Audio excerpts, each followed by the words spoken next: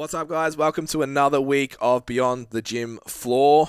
Fair bit of banter at the start. Don't really remember what we talked about heaps, but main topics for today was just like how to be good on the gym floor and just like the fundamental things that we think maybe just aren't being taught anymore, or at least being missed, and how it's so easy to stand out on the gym floor as the go-to personal trainer in your gym.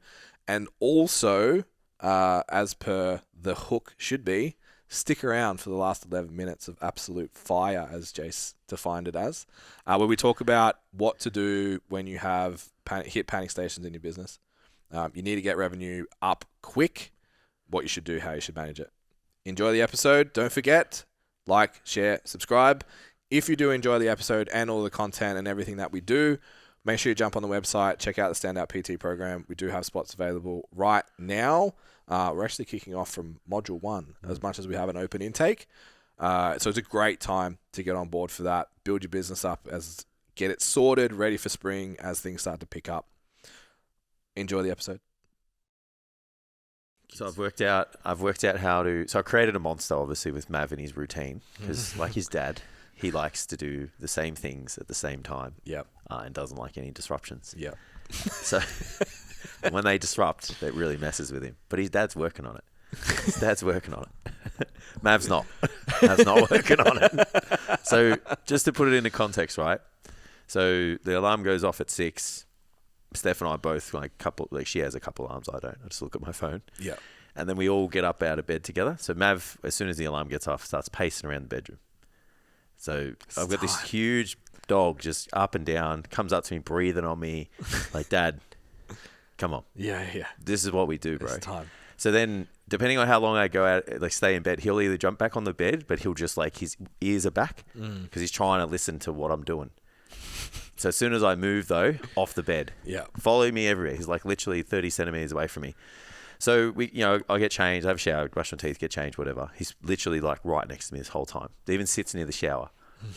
As soon as because I always dress relatively similar for the gym, I always look the same. Yep. As soon as I put the beanie and the jacket on, it's go time. He's like, it's fucking happening. Yeah. And sometimes I want to make, I sit and have my coffee and he's just pushing my hands and he tries to lead me to the laundry. So he stands in the hallway, right where the turn off to the laundry is. And he's like, come here, Dad, come here.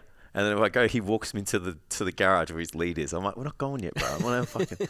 So anyway, today obviously I don't have the time to take him unless we go at fucking 5:30 in the morning. There's ice on the grass. Yeah. So I put. When I'm getting up, getting ready to drive for fucking kids. So I put my fresh shoes on and this outfit, and he was like, sweet. He's like, this isn't happening. We're not going. Yeah, he knew. Yeah, he's like, you don't have the walking outfit on. Yeah.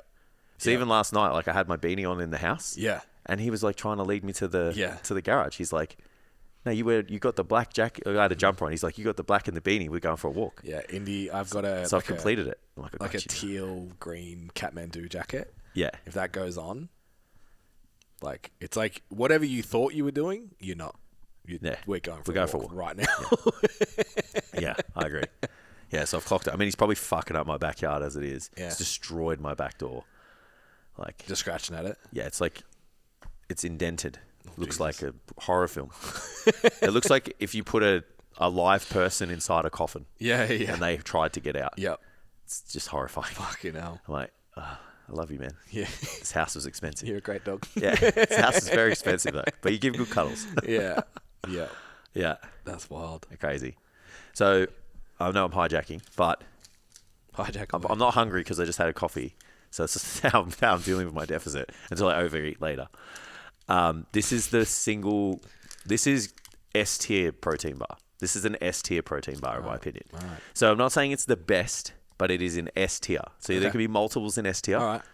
I'm more comfortable with that. Yeah. So it's by Grenade, and I think that they make very good protein bars. Mm-hmm. I'm gonna say I've never had one. Well, this will be a really good. I'm Musashi only. I'm just the person that goes to a restaurant and really likes it, and then goes there all the time. And orders the same meal. Yeah, I'm that guy. So when I had a white chocolate Musashi, it's like heaven. Everything else is dead to me now. Yeah. So like I said in the other podcast, I've been having alternate days. Now, for me, a protein bar has to be like taste, texture, macros, and price. Yep. All right. So they're the 4 Yep. metrics that I work on. Yeah, we had to remember the episode that I was like, I don't give a fuck price of lettuce, just go buy food. Yeah. It was before I had a kid. Now I do the shopping. Yeah. Now I care. Yeah. And I was like, hey, we spend like $9 a day on protein bars Yeah. in our house because we have one each for dessert. Like, let's not do that anymore. Yeah. I only buy these if they're on special. Steph doesn't care. She's like, do you want a protein bar? I say, yeah, a protein bar. Yeah. And then she's like, oh, I bought like 4 of them. And I'm like, I know you wouldn't have looked at the price of these, and that's like $25 worth of protein bars. Yeah. There. Yeah. Yeah.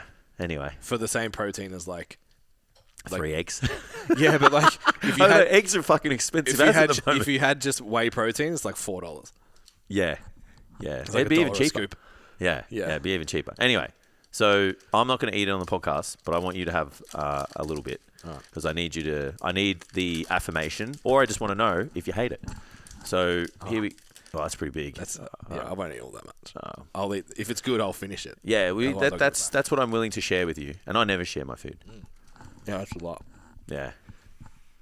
So you've got to think about this in terms of taste and texture because price and macros we've already nailed.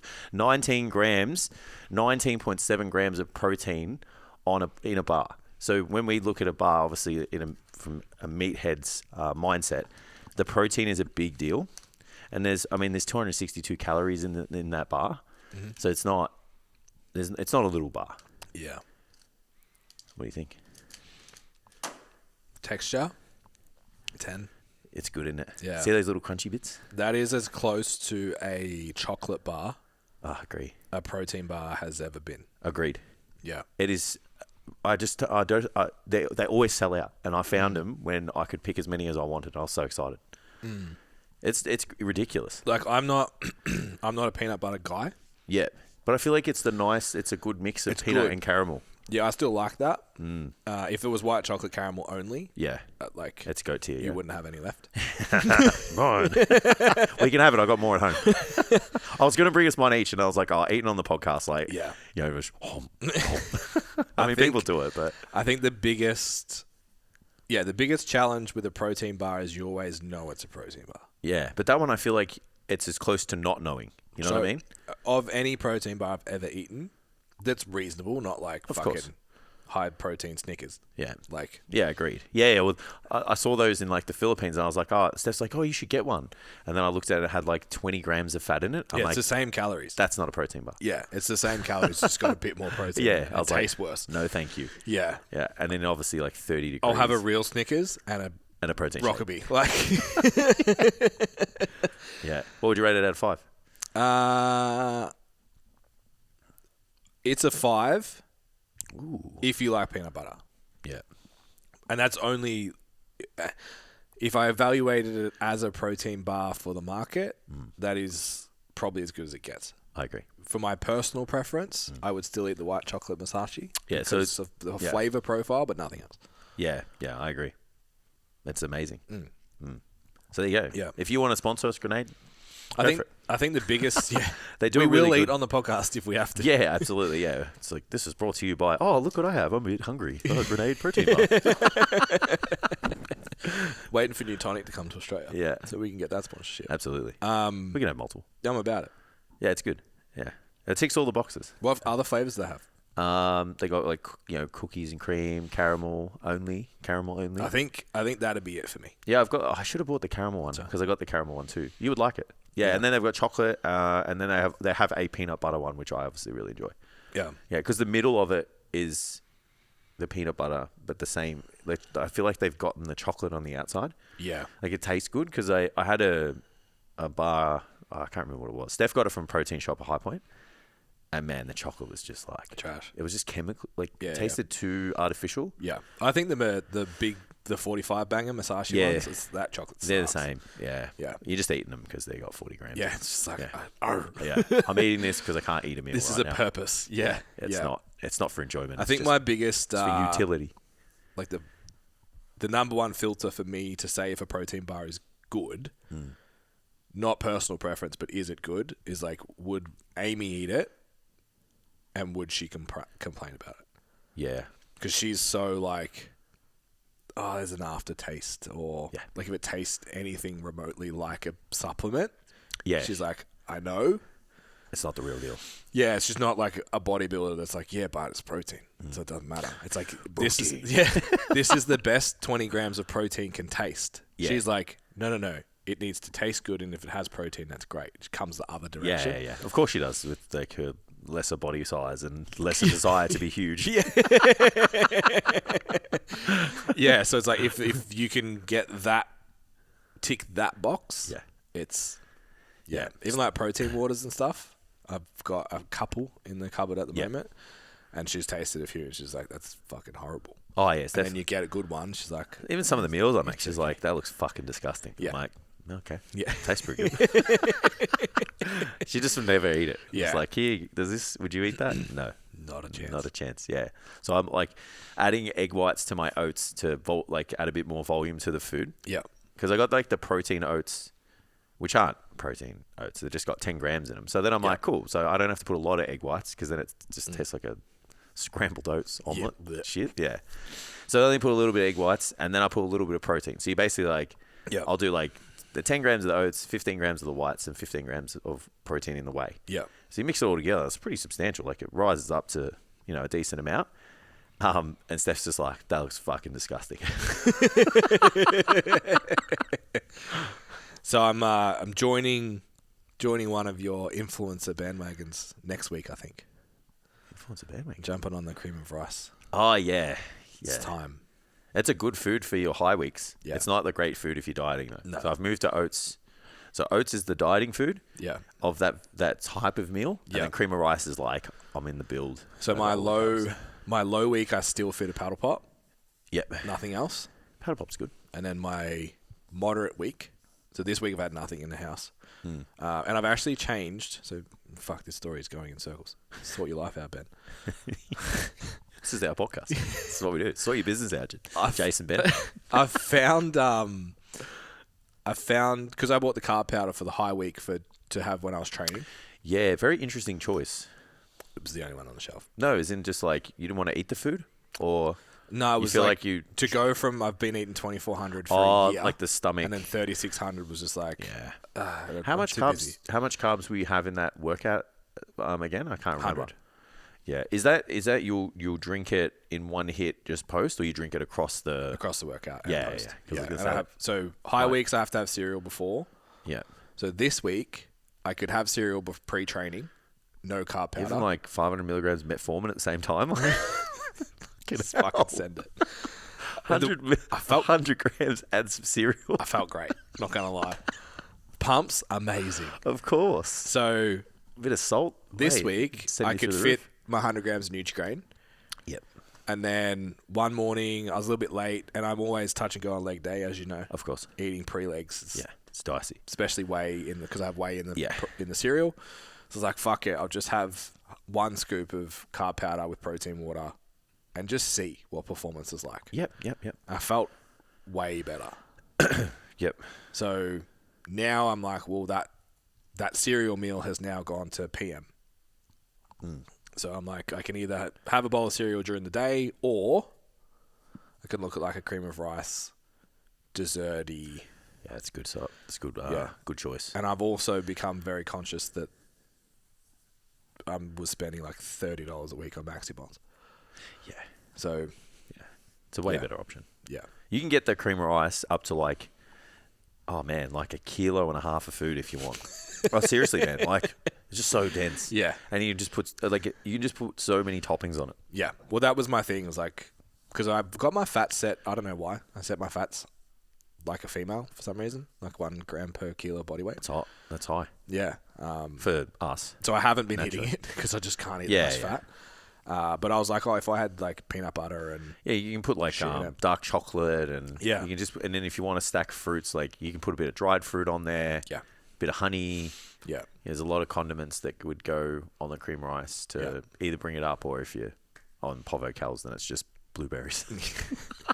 blueberries and 1 square of dark chocolate. That's mine. It's just the cream rice or oats, and then it's just blueberries. Yeah. Sad food. It's like putting the diet jelly crystals in the Chobani.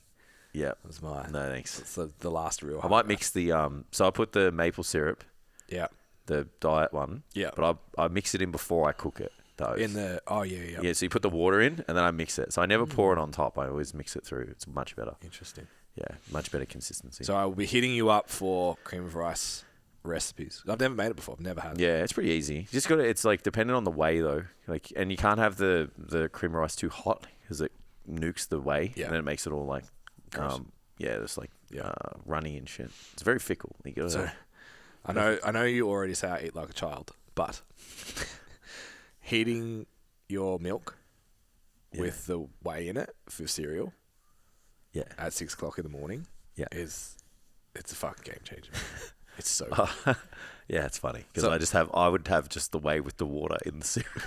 Savage.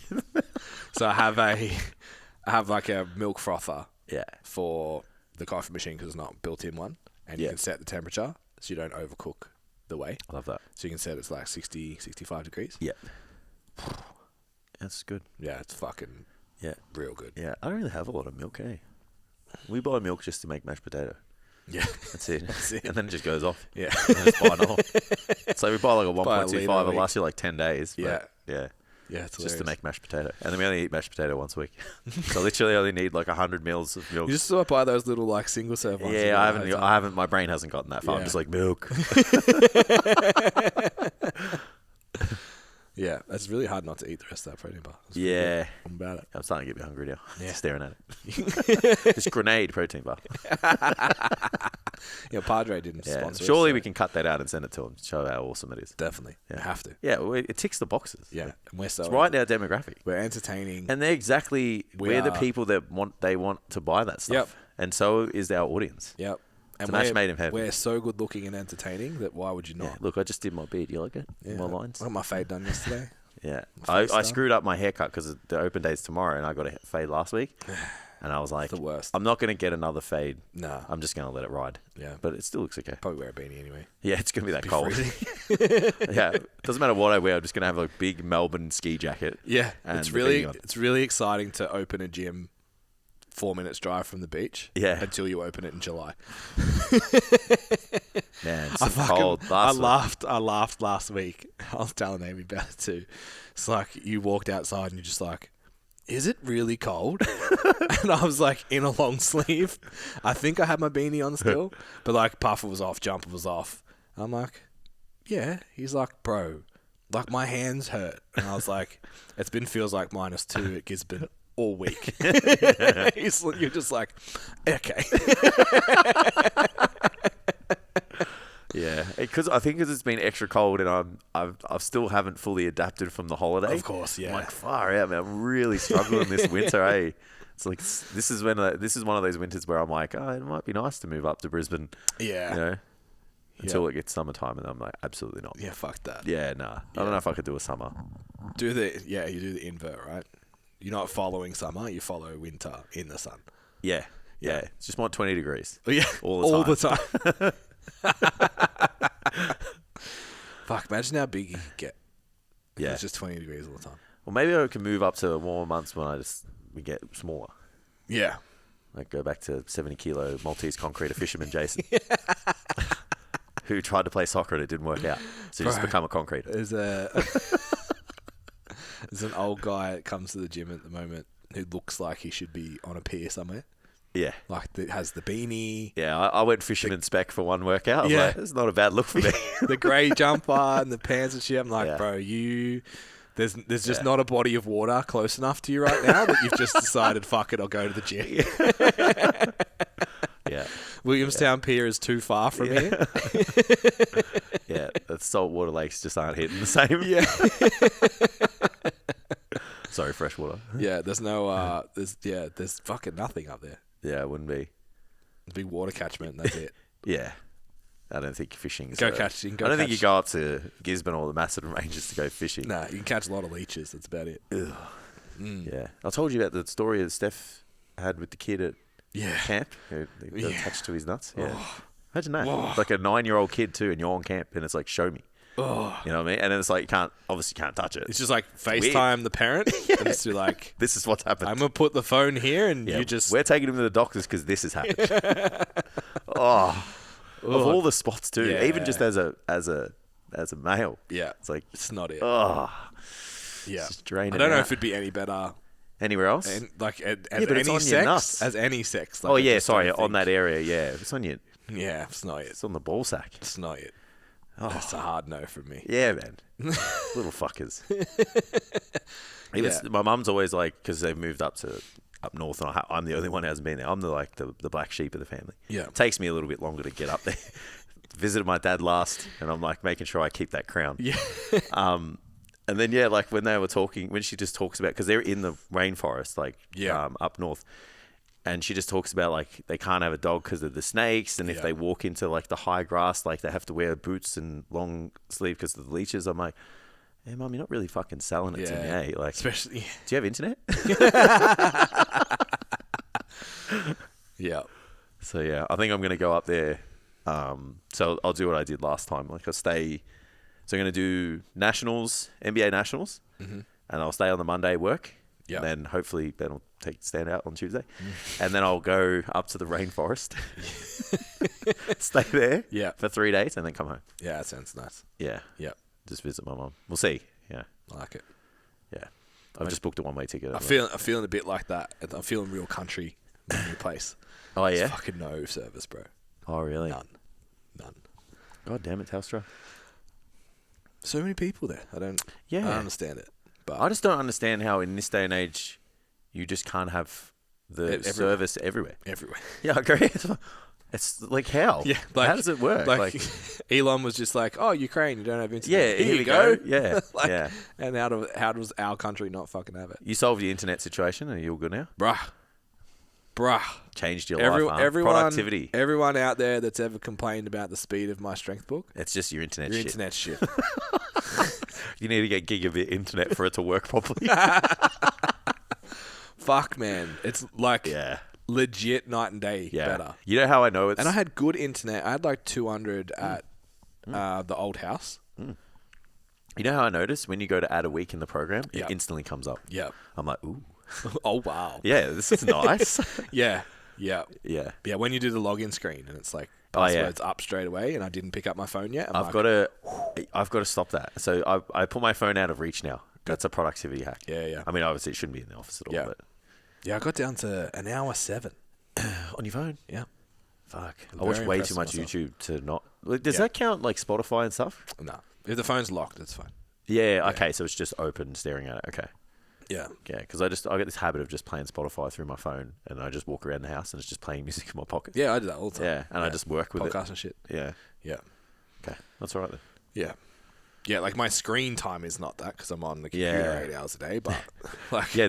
I'm not on my phone. Let's not. Yeah. Let's not look at the screen time on the PC, right? Yeah. That's Yeah, hilarious. but I don't scroll. I'll have IG messages open. I never scroll on the computer. Nah, it's like Shit. Yeah, it's just they've made it so shit that you don't do it. It's great. Yeah, I agree. Yeah, absolutely. Yeah. So, yeah, I still get like 150, 200 notifications, Yeah. but they all come through the computer. Because that's the problem. If you reply, you get a message on Instagram. Yeah, it's not. You pick up your phone, you reply, and then you end up in stories and you scroll, and it's like every time you do that, it's 5 minutes. Agreed. Yeah, I think like the biggest, I reckon, like normal was like 4 and a half. Yeah, mine would be 3 hours 20 or something. Yeah. I watch YouTube in bed, which is kind of not Yeah. healthy, but Yeah. fight me. Willing Yeah. to live with those consequences. We've entered a stage that like from about 4:30, LJ decides that like it's dad time.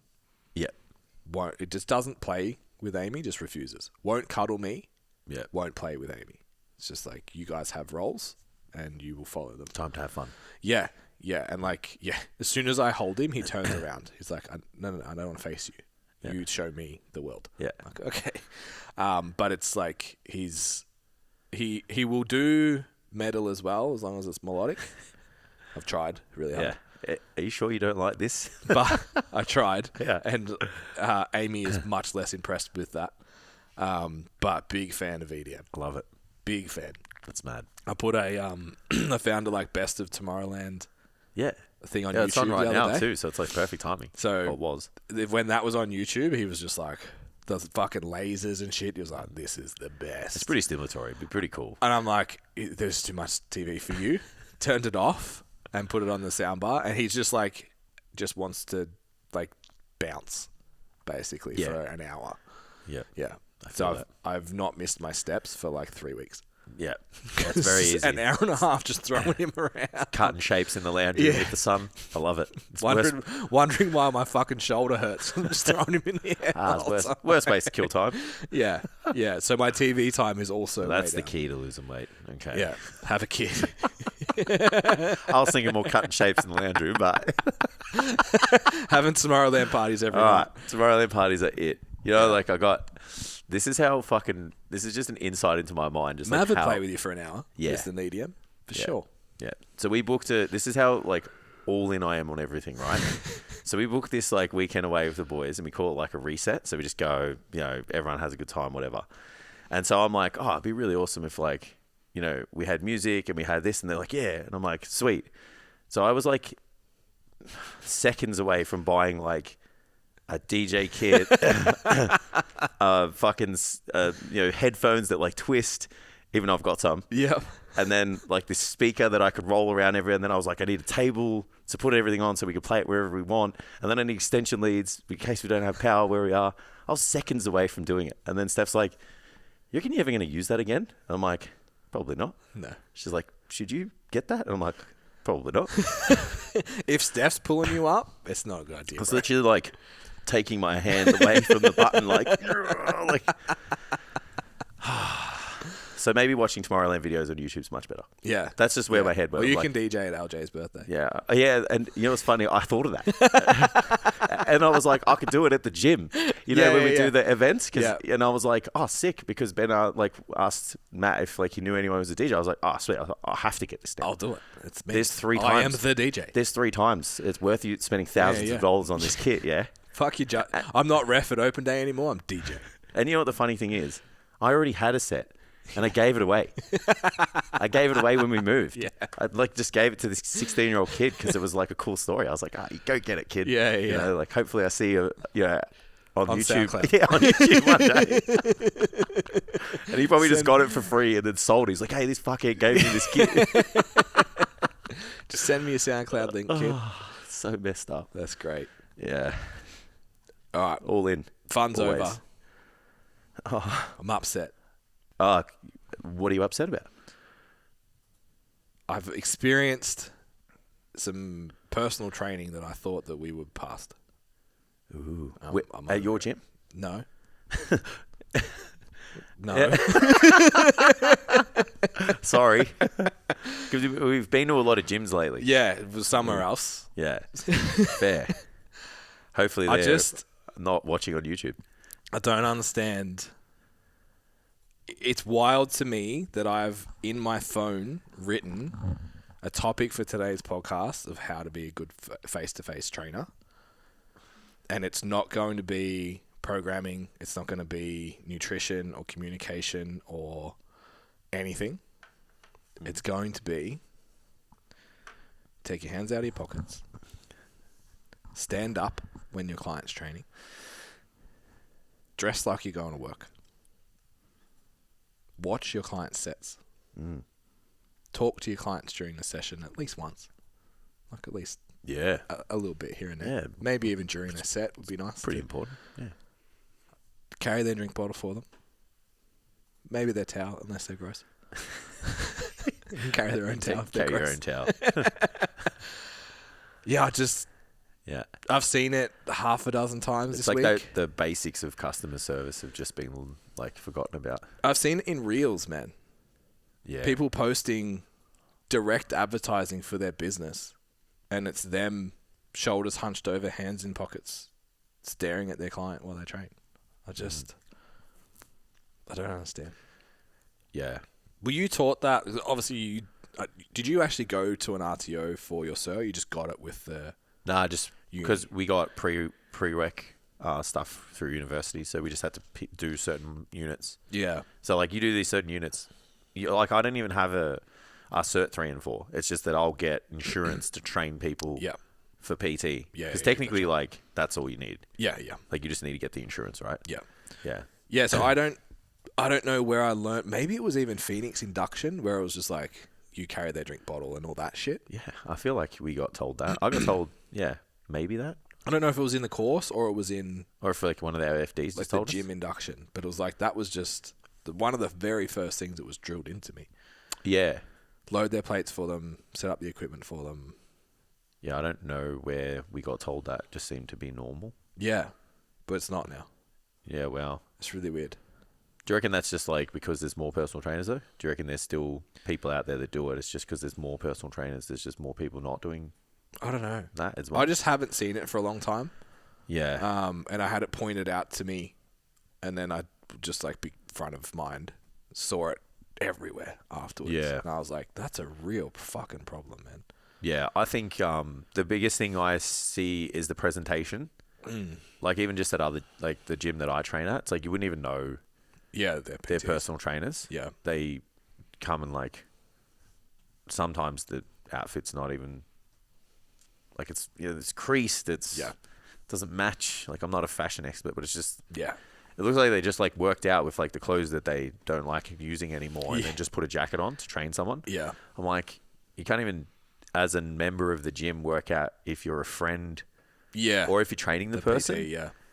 And I'm like, if you walked in there and you had like, just a set of trousers or pants, it doesn't have to be jeans or slacks or anything, some shoes and a top that just had like your business or your coach or the name of the gym, depending on what the rules are there. Even just fucking a clean Under Armour top. Yeah. Like, just It's like you kind of differentiate yourself very quickly. Yeah. And it's like, oh, cool, this person's a personal trainer now. yeah.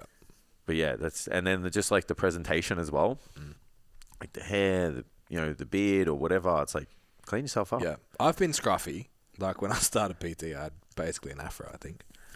I don't remember. But like, always uniform was good. You got to look Always. presentable. Always. Absolutely. Yeah, just it really shocked me. Yeah, I'm not that shocked because I see it a lot. Do you want? So what That's I what I thought think. was potentially it's not more or less or anything like that. It's the influx of online PT, as in like online education. So you do Cert 4 online. Oh yeah, you spend less time in the gym. You don't get taught like. Because even like when we did the RTO, we were supposed to like look at how they dressed when they came, and some of them you have to wear your RPT shirt when you go to class, and Yeah, I think that's mandatory, but no one. I'm just like, yeah. yeah. So I like that stuff being let slip. Yeah. It's like, is it just because professionalism? It's weird. We've spoken about it, like what professionalism means something different now. Like we're sitting here in oversized cuts. Yeah. Whereas 5 years ago we were wearing polos for the pod. Because like people don't like that now. Correct. But you still have to have. I think what there's does professionalism then mean? Well, it's like, well, just because you have like your trackies on and socks tucked in doesn't make you unprofessional. But when you do that and you sit down and don't pay attention, now that's unprofessional. Yeah. I still think there's certain like you talk about the outfit then. Sure, like I still think, and maybe this is me being old school. There's just certain circumstances where a polo or a shirt does warrant the situation. Yeah, and I think Like if you were sorry to cut you off. If you were giving like, let's say you were guest speaker at a fitness conference, and you had to travel. Yeah. I'm not rocking up like this. Yeah. You know what I mean? Yeah. So it's like you kind of gauging. Read the room. Yeah, like Yeah. read the room. Context. And it's like, for the people that don't know who you are, what do you want them to, like at face value, what do you want them to think of you? Yeah. So if you're like scruffy hair Yeah. and like, you got these shaggy clothes and your posture's, Yeah. not welcoming, instantly that first, kind of side of you, like people are going to draw conclusions. Yeah. So you're offsetting that. You're trying to make that as favorable as possible. And that's everywhere, not just like a guest speaking thing. Yeah. So if you're in the gym and it's like you're attentive to your clients, your hair's done, And it doesn't have to, you don't have to have a sick fade or whatever. It's just like you look presentable, you look clean, you look, like you've actually put some effort into the gym that day. You take your profession seriously. You've got the uniform on. It's, it's clean. It's not creased. It doesn't look like you just screwed it up in your bag and put it on. Yeah. And then you're engaged in the session. Like, what is someone else looking into looking at your session, thinking of you? Yeah. Compared to the shaggy clothes, the rough hair, the slouched over. Like, to me, I'm like, that's a person who cares. Yeah, it doesn't give, like, the person who doesn't look presentable. I'm like, that person doesn't really give a shit, and they're probably struggling. Yeah. Yeah. They're probably not that good at their job. Like, unfortunately, that's the connection that people who look in. Yeah. They'll connect those dots. Yeah. And it's not to say it's the truth, but yeah, and it's pretty rare to see the person that's dressed well behave poorly. Yeah, like we've had this discussion like many years ago, I think, about like, if you were selling your house, are you taking someone who's got like a Corolla with a banged up door? Like if a real estate agent with a Corolla with a banged up door comes to your house, and then you've just got someone who's got like maybe like a Q5, SUV Audi, and it's just like, clean, and that person's got a one unbuttoned shirt and no tie, and then the dude with the Audi's got the tie and the suit and stuff. It's like, which one are you going to gravitate towards without talking to them? Yeah. Yeah. It's very similar to that. It's like, there's just a degree of professionalism when you try. It's like, you care because you put that much effort in for me to engage in a conversation with you. Yeah. I think like being our age now is like this weird halfway point too of like the broccoli head thing. Like we're like fucking broccoli heads. Yeah. But like if you're a broccoli head, you're like, sick haircut, man. Yeah. But when you're the age that you're like, your mate's got a broccoli head haircut, you're like, oh, it looks really cool. And like when I had the shaggy hair, I was like, this is like, it's cool. I don't care. But then now I'm like, I can see what that means to a 40-year-old and a 50-year-old. Yeah. Is you're scruffy. Like, you can have a broccoli head that's neat. But, like, you know what I mean? Like, wearing, like, right now, if you wear fucking a front runner tee, essentials jumper, you get a $200 pair of tracksuit pants with expensive Jordans.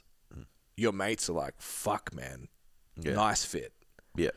The 35-year-old who doesn't know what I just said is like, why are you wearing track pants and jumper? Why are you in pajamas?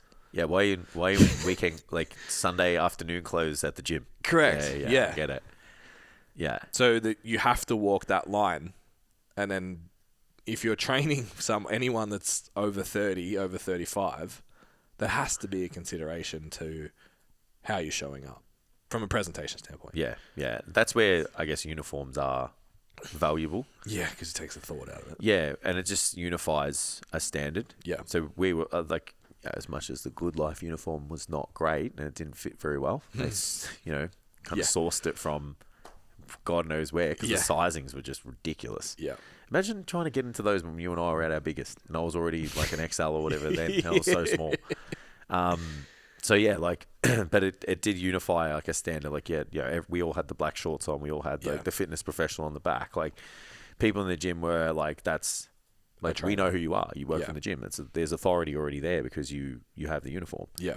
Where maybe there's a lot of small gyms now, and that culture's not there. Yeah.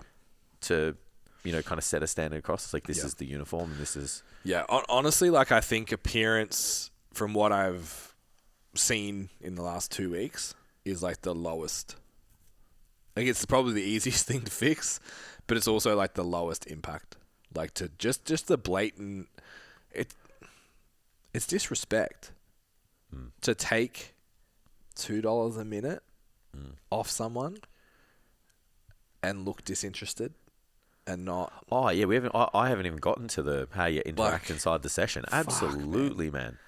Yeah, I agree. I think there's a lot of distractions now, so I think if you're a coach, you've got to try and mitigate those. It's like, our phones weren't as active then as they are now, so if that was the case, I'd probably just put it in the locker or something. Yeah. Because it would just vibrate the whole time. Like, my phone's vibrating right now. Like, it's just going nuts. I'm like, fuck, I should put it on the table. So, yeah, I think in that instance, like... You've got to just understand why you're there. I feel like a lot of PTs just don't do that. Like, take a deep breath, who's in front of me, what are they here for, what goals are they there for, what am I here for, and then you just go into the session. Yeah. Like sometimes, like I get it, you're not going to do that for everyone, but it's like do it once. Yeah. And tell me it's not better. Yeah. It's not a better mindset to shift into your session, because you kind of just take things for granted. You're just like, all right, sweet, I've got John coming in, like, you know, training forever, like this one's locked, like we're just going to talk about the weekend, he's going to tell me about his work and stuff, and we're just going to send him on his way. Yeah. So you just like act a little bit different, where if you're like, I'm here to deliver this, you know, outcome and train this person as hard as possible and blah blah blah, it's like you would approach that session, I would argue, in a much better mentality. Yeah.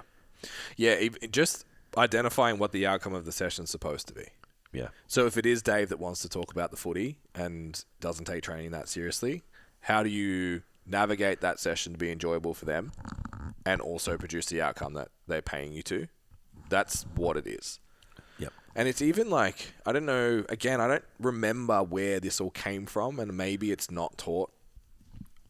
And that's the problem, is it's just not impressed upon people enough.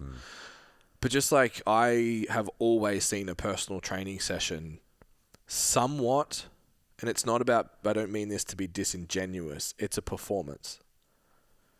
Like when you go out and do a personal training session with someone, you're performing a bit. That makes sense? So it doesn't mean you're being fake. Yeah. But it's like, I'm going to be as energetic and as engaged and as I get it. whatever as possible. And that comes from like the leave your own bullshit at the door, and like, what are you there to do? And then do that. I don't know. Performance, it kind of comes off like it's wrong, but it's like, I know what you mean. It's the idea that like if someone took a 30-second clip of you training somebody, what do you want that to look like? Yeah. Yeah. And you get to choose. So it's like, it doesn't matter.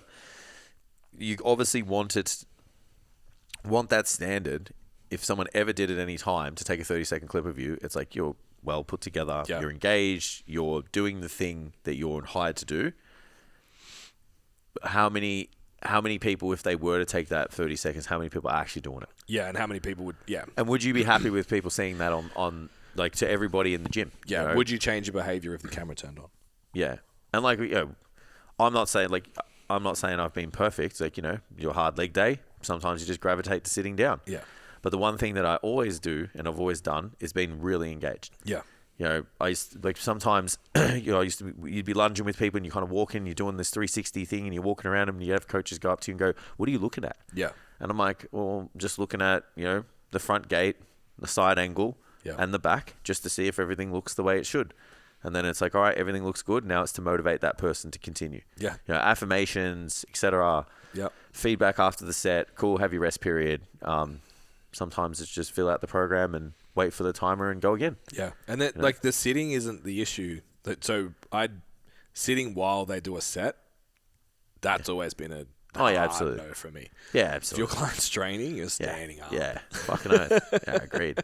Yeah, I agree. Yeah, and it's just doing your job. Like, your job's like, I think we just forget what we're there to do. It's like, we are there to motivate people. We are there to affirm what they're doing is right. We are there to, you know, correct them when they're not doing the right things. It is a lot about communication, and communication is verbal and non-verbal. Yeah. You know, and that person wants to know that and feel like they have someone with them the whole time, not just have someone with them periodically, you know, during that time that they've hired you for. Yeah. And honestly, if you can grasp that, you will leave the quote-unquote competition behind in your gym. Yeah.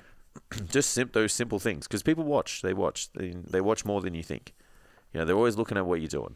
Yeah. And if you're the person who's not makes the most noise, but, you know, kind of projects the right things. So sometimes it is, when you project, it's like you project in posture, you project in how you look, you project in your messaging. And if you can project the way that you can with all these little things, man, every person will look at you and be like, oh yeah, like when you train with Ben, oh, you know, it looks like you do this and rah, and you have this reputation. And when they do want to have personal training, and if you say hi to them, they'll probably pick you. Yeah. I think more towards the end of my face-to-face career, I had more and more people come up and like, I don't think I got better. I think the standard got worse. Yeah. And people would come up and be like, man, I don't want a personal trainer or anything, but like, I just wanted to say it's really nice to see a personal trainer engage or give a shit, or their clients move well, or Yeah. whatever. And that's just from like, guys that don't want a PT but see it, and they're like, this dude's fucking showing up. Appreciate good service. Yeah. So yeah, maybe it's not taught anymore. Maybe just taken for granted. I don't know. Maybe more people are getting in, so you see more of the bottom, because there's this, the top is like easily separated. Do you think less people will just have like customer service voice?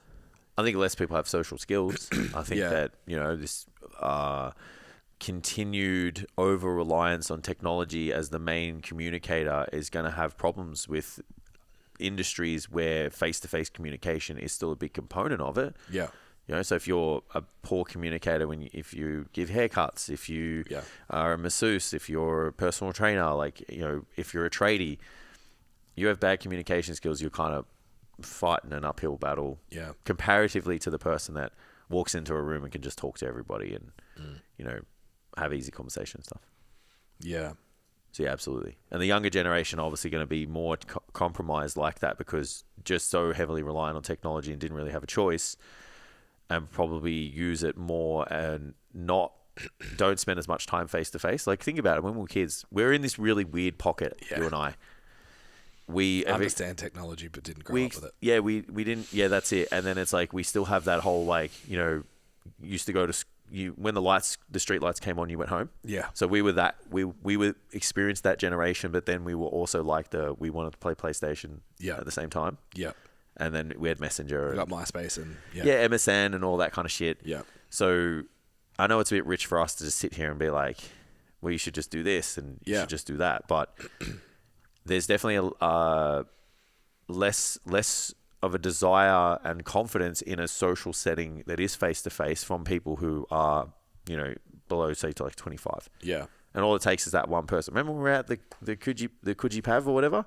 And you just saw that one dude, and it was just like he was just chatting to everybody. Yeah. I can't remember his name, but we were obviously having a bit of fun with him. Was it Anthony? Was it Anthony? Yeah. Shout out to Anthony. So he's younger. Was he like 20 at the time? 19. And he was just so charismatic and could talk to everyone. It's like, that dude's going to fucking win. Yeah. You're going to win. It doesn't matter where. It doesn't matter what. You're going to win because you can talk to everybody. Yeah. And most people your age can't. Yeah. They're going to see the girl. They're going to wait till find out who her name is. They're going to ask their friends to tell them, or they're going to go on Instagram and like a million photos from fucking 3 months ago and just hope. Yeah. Where he's going to go, I'm going to go, hey, how you doing? Yeah. How's your night going? Who you here with? Well, what are you here for? Yeah.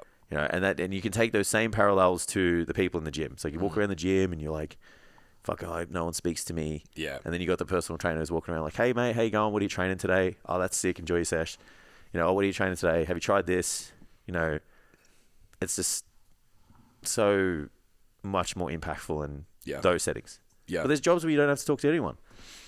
So, if you don't like to talk to people, maybe don't get into it. I just had a thought, like, remember, like, when we were coming up, Macca's always pushed, like, work for Macca's and you'll have the rest of your career set. Because, like, everyone looks so favourable of having working at Macca's on your resume. Yeah.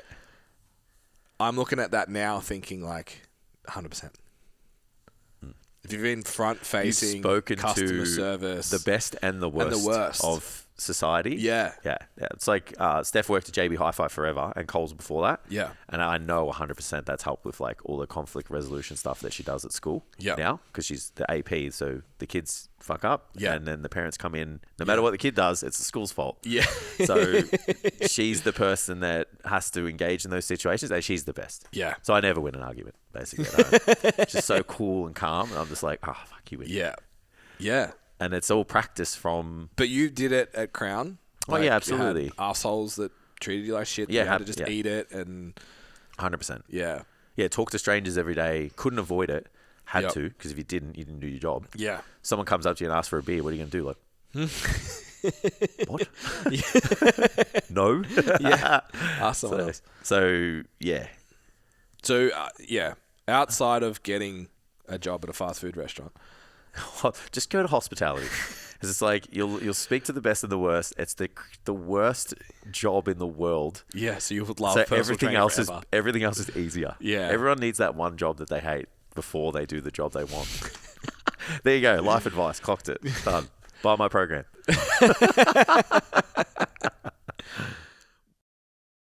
Quick break in the episode, guys. I just want to ask you one question. Are you running a business or are you working a job?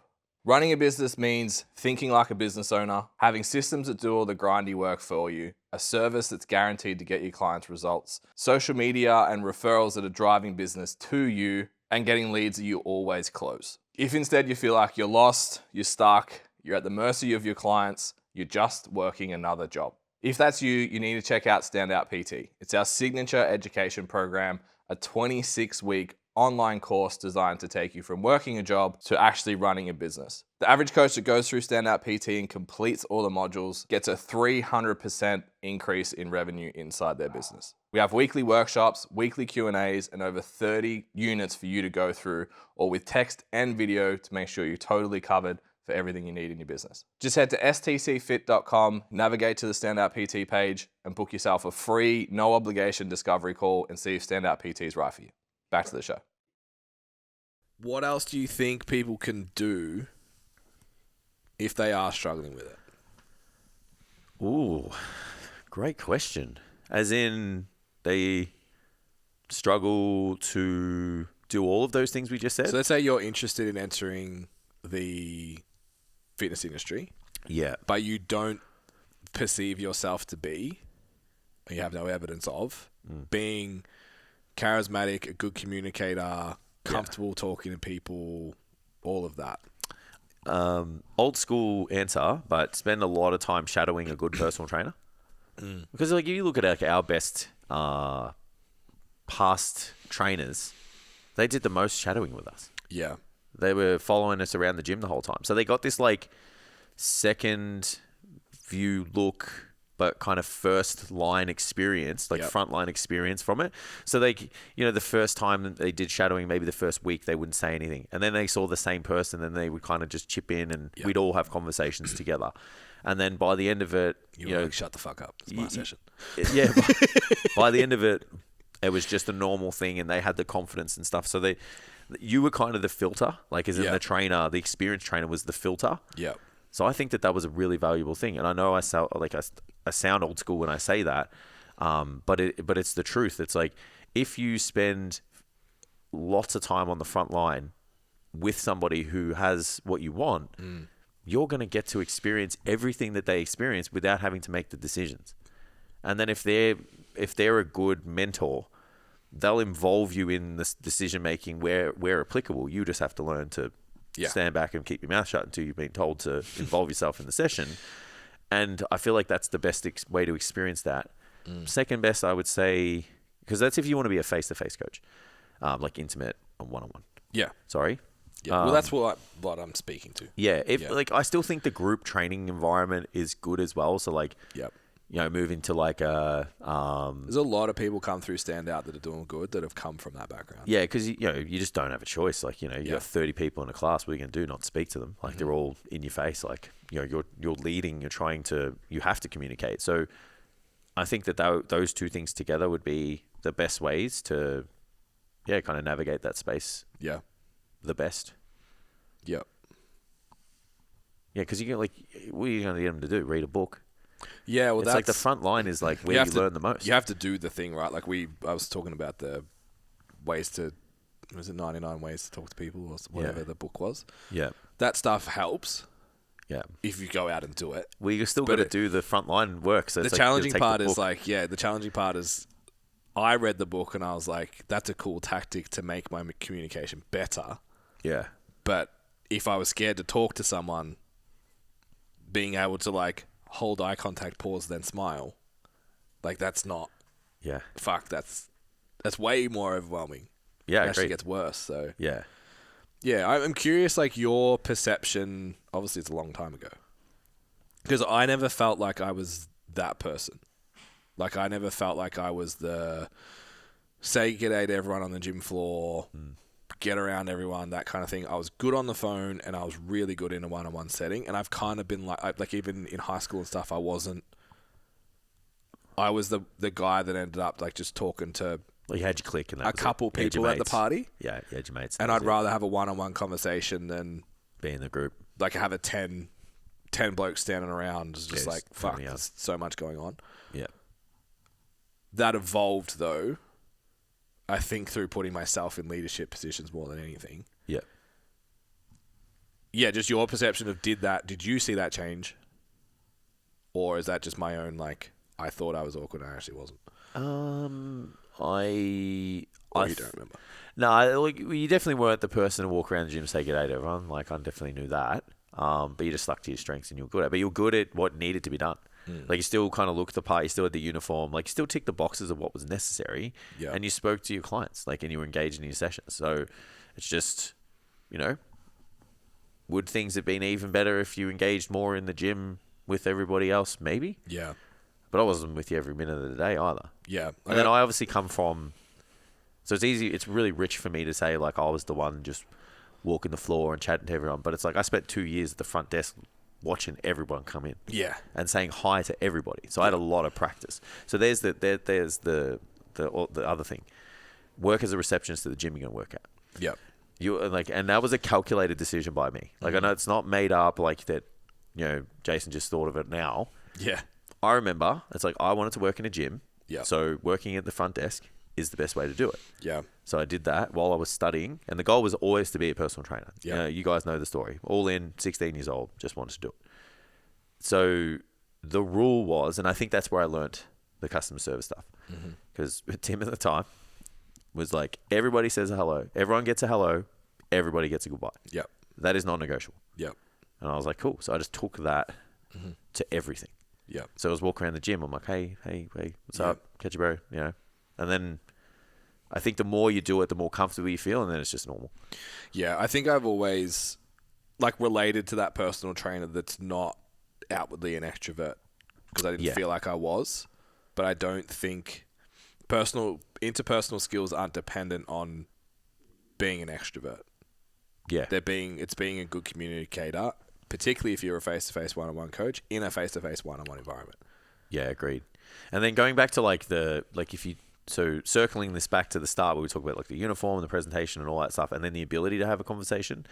If you're not dressed in a position where people can identify who you are, making that, like, having that hi, how's it going, how's your training, it's so much harder, because they're like, what, are you just like a stranger who's just walking around the gym staring at people? Like, are you a personal trainer? Who are you? Where if you have a uniform that's identifiable as a fitness professional, you can sit there and be like, hey man, how's it going? How's your session? What are you up to? Yeah. Rather than like, I know at my gym, if a stranger comes up to you, like, fuck you want? Like, certain people, they're like, this dude, like this guy come into the gym and I'm like, you look familiar. And then he was just like, fuck man, when people say that, like, he's like, I'm in my 40s. Yeah. He's like, I always get my back up because I don't know if it's for a good reason or a bad one.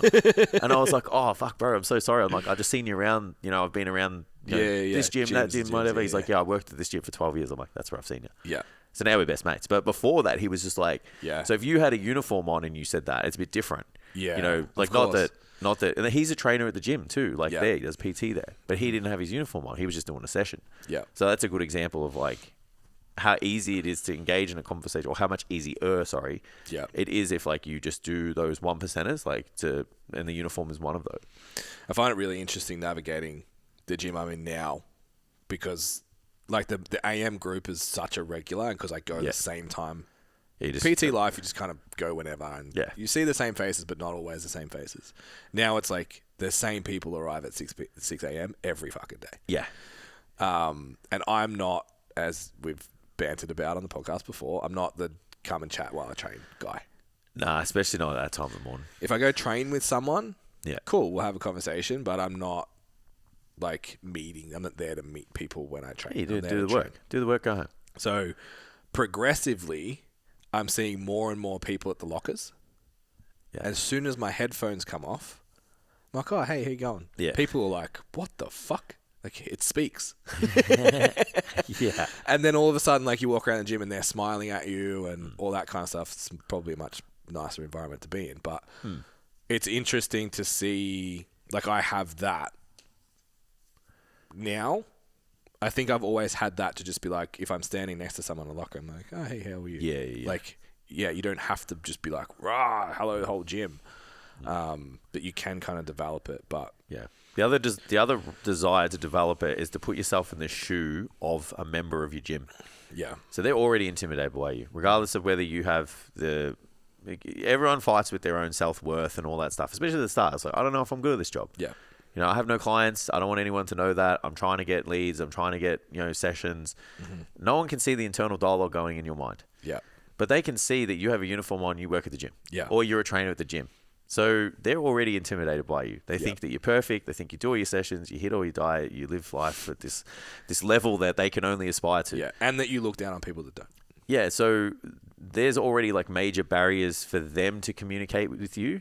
So you need to break those barriers down by opening up that line of communication to them. Yeah. And it is so easy, as simple as, how's it going today? Yeah. Or how's it going, mate? What are you training today? Or whatever it is, And you just got to leave it there. Enjoy your workout. Yeah. Catch you later. Or if you're new to the gym, hey, my name's Jason. I'm new here. Just thought I'd introduce myself because you'll be seeing me around often. Yeah.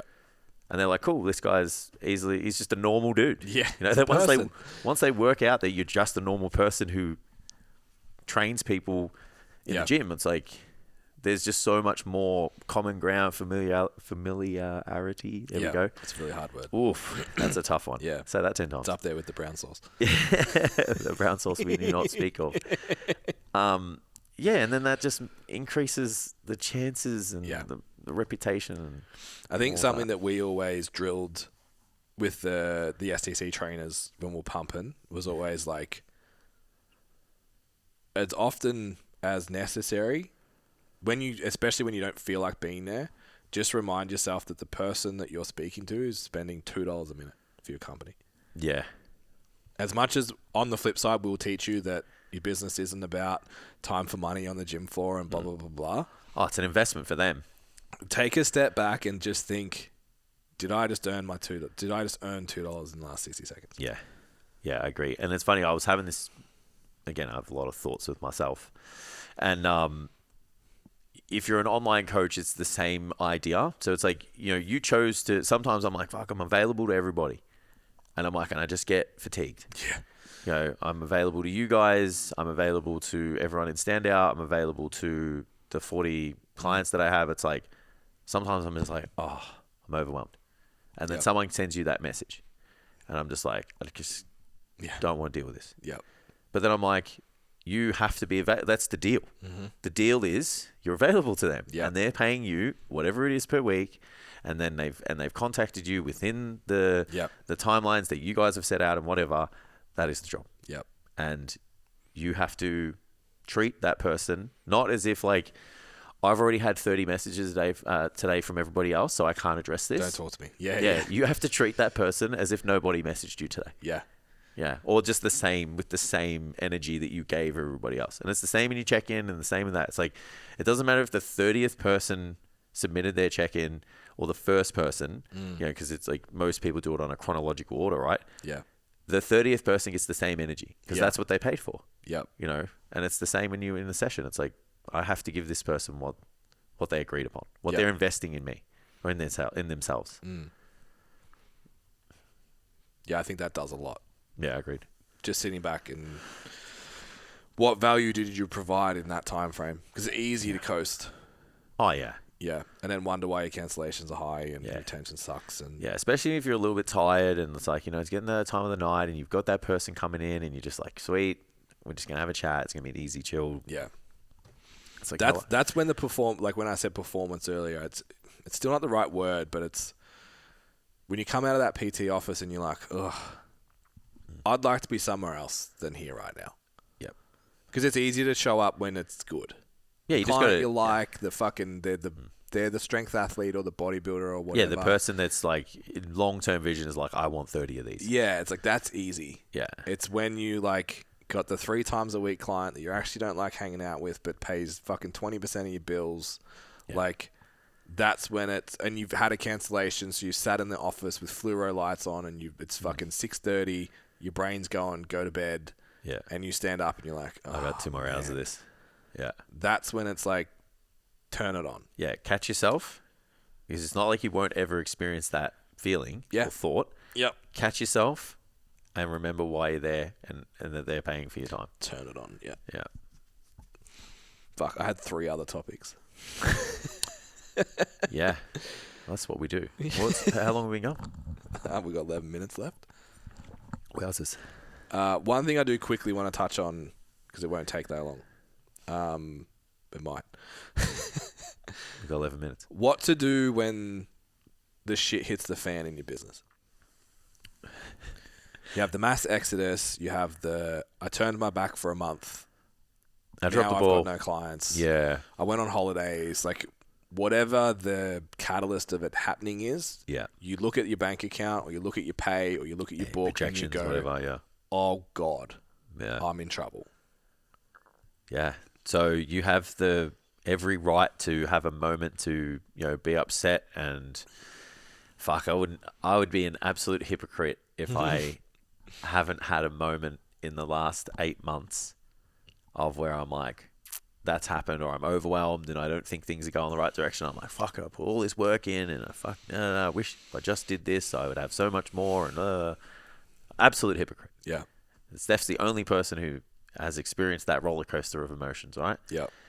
The only thing that's taken me out of those scenarios is just having us after the emotional period and getting over that as fast as possible, which is a skill, is just getting down to the drawing board and going, what do I have to do to fix this problem? Yeah. And sometimes you and I have to have a call, and I'm like, I'm overwhelmed, I don't know what to do, I'm spread, this and that, and we just sit there and we go, cool, this is everything that's happening. What's the most important thing, or how are we going to get to where we need to go? You can do that with yourself as well. It's Whiteboards are great. Yeah, it's just being able to map it out. Yeah. Because there's, and I think I made a video for the mentorships that we're making, about the data tracker. Yeah. And I'm just like, I get that, like, putting all these numbers in isn't fascinating, isn't sexy, isn't this, and I'm like, but there's no better way to identify a problem and know how to fix it than having a clear map. Yeah. And it's the same with building your business, right? So if you're like, well, I need this many clients, and you have historical data that goes, right, well, to get this many clients, I need to, get in front of this many people because I close at this rate and blah, blah, blah. It's like having an idea of what to do is better than just what you want. Yep. Yeah, because everybody wants more clients, but how the fuck do they get them? Yeah. Yeah, so they don't know what to do, so they never map it out. So that's, if you can get from that, like, emotionally unstable position, which everybody gets to. Yeah. As soon as you can get to that drawing board with a game face on, like, I'm ready to solve this problem. Yeah. And you can map it out, then it's just doing it. Yeah. So I had a conversation with a coach during the week that experienced this. Turn around, like, life stuff, work stuff, heaps going on, turn around and was just like, holy shit, the business is running in negative. Yep. So first, I would say sort a budget out. Yeah. Like, get a budget system that you're putting business savings away. So in that event, you've like, I'm fine for 8 weeks. Yeah, pits and piles, right? Correct. Yeah, it's time when you make money, it's time when you lose money. The higher you get, everyone thinks, like, the further ahead I get in business, like, I'll just have exceptionally more profit. No, you it's just like, put more money back into your business. Sometimes you do, like you said, like, what was the pit and the what? It's pits and piles. Yeah. So, yeah. So sometimes you are piling cash away, and then sometimes there's pits. The bigger you get, the bigger the pits are. Absolutely. And they're terrifying. Yeah. So if you're just sole traded now, understand those pits are still going to come. Understand that long term, they're probably only going to get bigger. They don't go away. So having a budget in place that you don't, because it's like a float. You have like a float, and you inject it in and take it back out. Panic creates really bad decision making. Oh, absolutely. And the issue that I see is most personal trainers, business owners in general, make shit decisions when their back's against the wall. Yep. That's when you spend 3 days making a fucking QR code download poster for the toilet, and I'll go speak to 20 cafes and do all the shit that's never worked for you. Yeah. Or you pull back on the things that are going to long-term give you the greatest earning potential. Like, we see it all the time. It's like, oh, I've lost clients. It's like, cool, let's pull back on my expenses. Yeah. And it's like you pull back on something like education, mentoring, whatever. And I know that's rich for us to say because we have the program, but it's like the ones that haven't pulled back on that win. They're like, oh, I'm back and even more ahead. Yeah. I just had to get through that period. And yeah, it's just so easy when you're stressed to just go default mode, scarcity, pull back on everything. Yeah, so this trainer was like, he doesn't have access to calls. Yeah. So I'm like, okay, well, that's hard. You can't just turn the switch on like a Good Life trainer can. Yeah. But is skillful at walking the floor, comfortable with it, good at it. And it was like the solution was, I'm going to go over and do paid marketing. Because I tried it once and it did okay. Like, okay. How many appointments can you get on the floor per week? Probably like 4. Sweet. How many clients do you need? I need to do 7 sessions. Okay, what are you averaging sessions per client right now? 1. Cool. So if you make 4 appointments, you think you'll close 3? Yes. Okay, so you're back in the black in 2.5 weeks. Yeah. If you just do that, nothing else. Yeah. Can you survive 2.5 weeks with where the business is right now? Yes. If it gets worse, is that a real problem? Yes. If you spend money on Facebook ads and they don't work, you're in a worse position. Yes. Even bigger pit. Okay, so go and do the fucking floor work. Pick up the phone, do the calls. Like when PTs come to us and they're like, I'm struggling. We had a guy in Standout recently, same thing. Life circumstances changes and was like, dude, I need to make an extra like $600 a week tomorrow. I'm like, okay. What's the most reliable, fastest, simplest way for you to put on clients? Phone calls. Sweet. See you in 2 weeks. Yeah. Put $1,000 in his business in 4 weeks. Yeah.